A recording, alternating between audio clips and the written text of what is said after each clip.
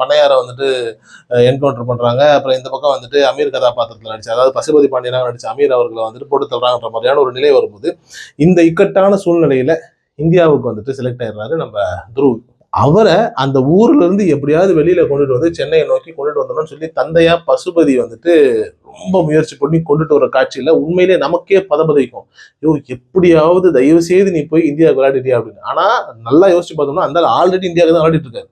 But நம்மளை மறக்கடிச்சிருவாங்க. அந்த அளவுக்கு வந்துட்டு அந்த கதாபாத்திரத்தினுடைய வடிவமைப்பு, அந்த ஸ்கிரீன் பிளே, அந்த காட்சியினுடைய ஒரு வேகம் வந்துட்டு நமக்கு பயங்கரமான ஒரு ஒரு தாக்கத்தை வந்துட்டு ஒரு மாரி செல்வராஜுங்கிற ஒரு இயக்குனர், ஒரு எழுத்தாளர் ஒர்க் பண்ணியிருக்காரு. அது நீங்க உண்மையிலேயே நீங்க அந்த சீனுடைய ஒரு தீவிரத்துல நீங்க இறங்கிடுவீங்க.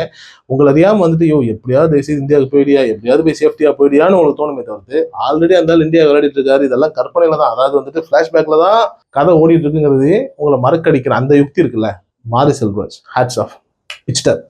எக்ஸ்ட்ரானரியான ஒரு நிலை அது.